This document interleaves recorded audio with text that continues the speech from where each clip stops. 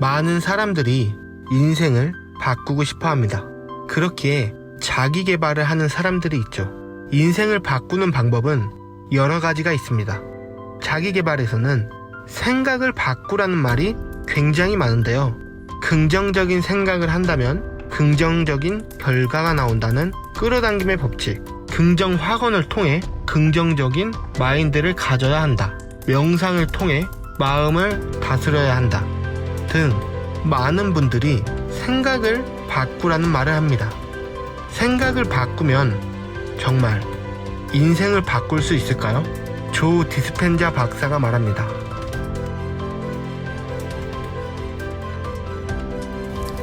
How many people in this audience actually believe in the idea that the way you think has some effect on your life? That your thoughts create your life?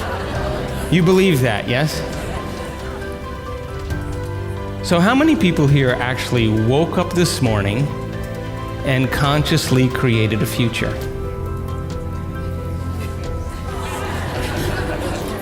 You know, the biggest reason why people don't do it is because you don't really believe it's true. You see, if you knew on a gut level that it was absolutely true, would you ever miss a day? Come on. And would you ever let any thought slip by your awareness that you didn't want to experience? So your brain, according to neuroscience, is organized to reflect everything you know in your life. Your brain is a record of your environment. It's a record, an artifact of your past. So if you believe this, then does your environment control your thinking, or does your thinking control your environment?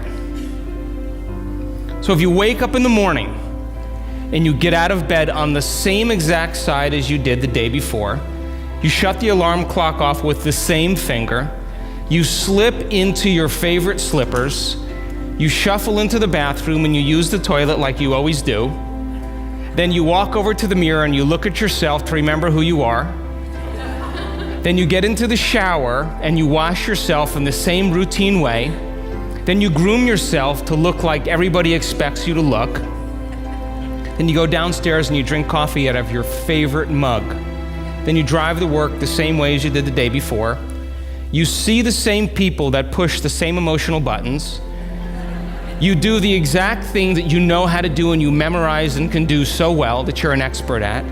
Then you hurry up and rush home so you can hurry up and check your emails, so you could hurry up and go to bed, so you can hurry up and do it all over again. Now, here's my question. Did your brain change at all that day?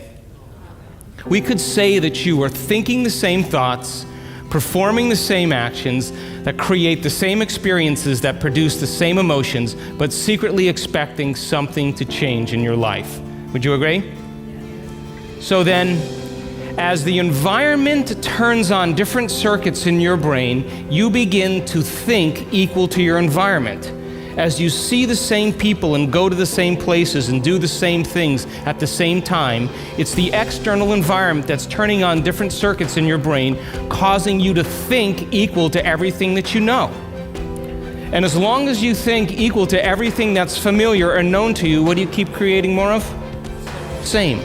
To change, to truly change, is to think greater than your environment. And every great person in history knew this. Whether it was William Wallace or Mahatma Gandhi or Martin Luther King or Queen Elizabeth I or Joan of Arc, they all had a vision.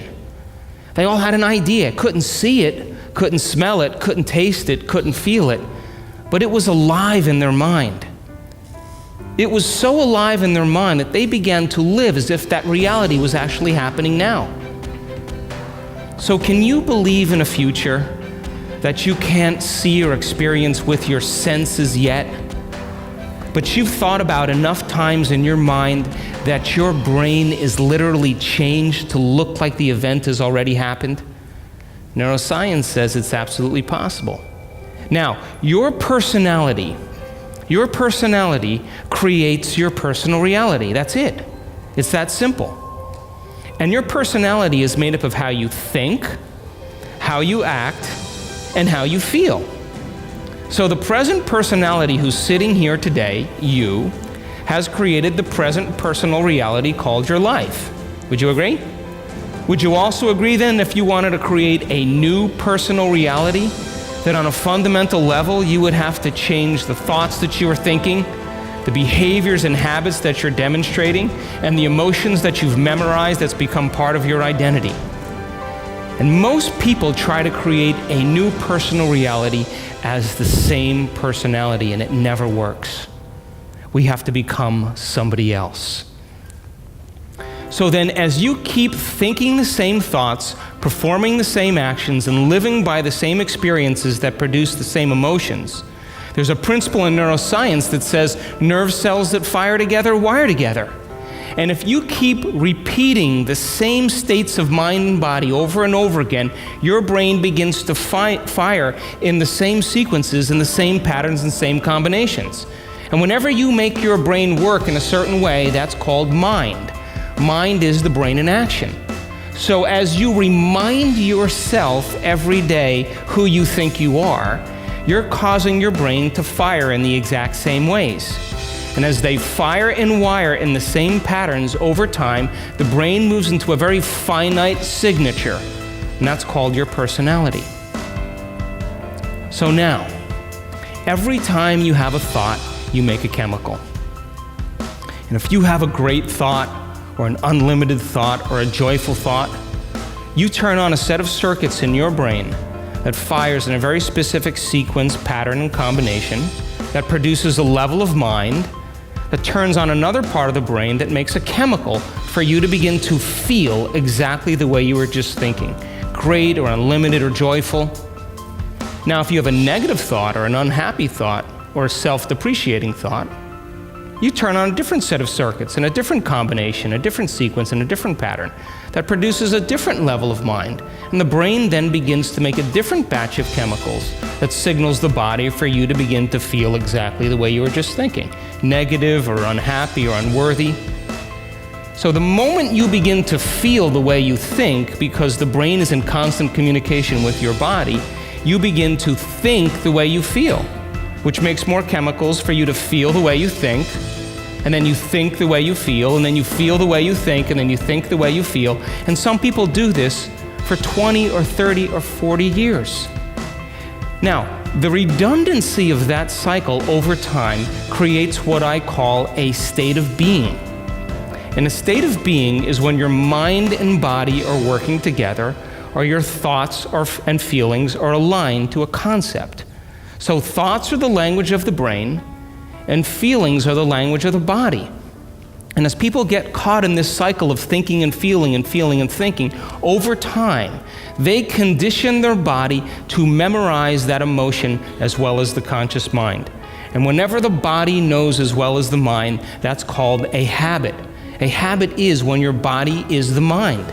Now, 95% of who you are by the time you're 35 years old is a set of memorized behaviors, set of emotional reactions, beliefs, perceptions, attitudes that run just like a computer program. So 5% of your conscious mind begins to work against 95% of what you've memorized. So the person wants to think positively, but they're feeling negatively. They want to create their dream board, and put up their future life, but they feel unworthy. That's mind and body in opposition. We have to recondition the body to a new mind. Not what you're thinking, not what you're feeling, but the combination of how you're thinking and how you're feeling, called a state of being. Now, most people wait for what? Crisis or trauma or disease or loss or diagnosis to really want to change. They wait to the point where the ego is brought to such a low level that they cannot go on business as usual any longer. That's when we begin to look at how we're thinking or what we believe or how we act or our attitude or what emotions we're living by. And my message is, why wait? We can learn and change in a state of pain and suffering, which tends to be the human model, or we can learn and change in a state of joy and inspiration. Now, you want to learn the hardest part about all of this? You ready? The hardest part of all of this, the hardest part of all of this is making the time to do it. That's it. That's it. Making time for your precious self. 저 역시 인생의 큰 변화를 원하고 있습니다.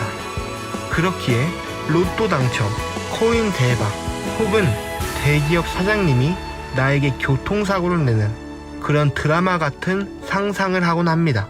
저도 인생의 변화를 위해 이런 큰 이벤트가 다가오기만을 기다리고 있었을 뿐입니다. 저뿐만 아니라 많은 사람들이 인생이 변화하길 원하면서 그 변화는 나 자신의 변화가 아닌 다른 무언가로 인한 큰 이벤트로 인한 변화만을 꿈꾸며 자신은 변화하지 않고 있습니다. 조 디스펜자 박사님의 말처럼 이미 수년간 나라는 하나의 존재 상태가 만들어져 변화 자체가 쉽고 빠르게 되는 것은 아니지만 변화가 안 되는 것 또한 아닙니다. 원하는 것을 생각하고 그것을 감정으로 느끼는 것을 지속적으로 반복하면 변화할 수 있다는 방법 또한 이번에 알게 되었습니다. 변화하길 원한다면 더 이상 기다릴 필요가 없습니다.